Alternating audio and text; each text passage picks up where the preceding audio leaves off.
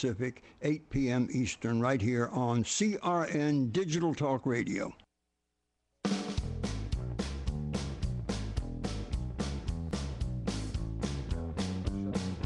These things are in my eyes. Welcome back, show, folks. Fred Dreyer here, along with Michael Horn. Jonathan Martin, Politico reporter, came out with a story last week about the sexual harassment against our good friend Herman Cain.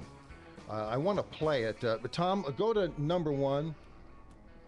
Well, we have to be careful about that, obviously, because we're sensitive to the sourcing involved here, and also what actually happened to these women as well. We want to be sensitive to that too. Yes. It includes both verbal and physical gestures. These women felt uncomfortable.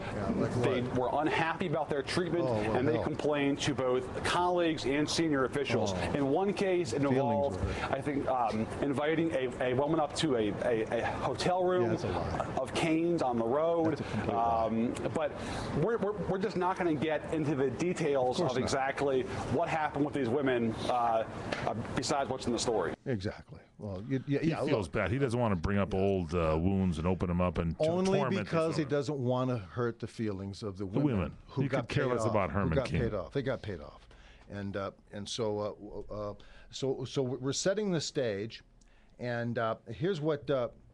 Our friend Herman Cain has to say. Number two. Number one, in all of my over 40 years of business experience, running businesses and corporations, I have never sexually harassed anyone.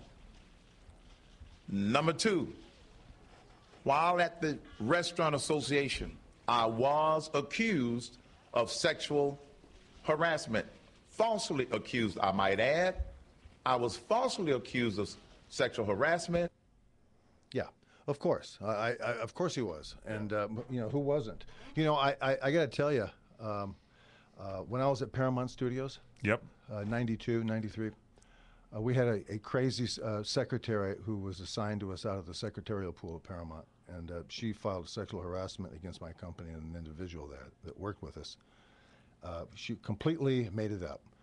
And so she went to the studio. The studio came to us, and I said, I want you to call the police. I pushed on it. Yeah. I went the opposite. I went the opposite way. Yeah, I said, call the police right now. I said, and call ABC, because here's what I'm going to say. I'm going to name her. He said, well, you can't do that. You don't want to do that. I said, yes, I do. I do want to do that. I do want to bring light to it.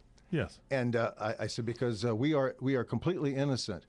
We had to. The studio stepped in and paid for 2 months separation to her. I was livid, and I said, sure, why did you do that? Why did you do that? She said, well, it's best just to do that. That's exactly what's going on here. Yeah, That's exactly what's going on here. Now, the interesting thing here is that Mike Allen at Politico, when asked, to clarify it, here's what he had to say. Mike Allen, you had Cain defenders yesterday seizing upon a line that Politico wrote about gestures made by Cain toward these women that were, quote, non-sexual in nature.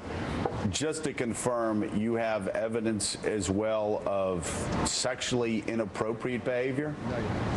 What the women said was that he said things that made them feel uncomfortable in that way. This story clearly resonated with people.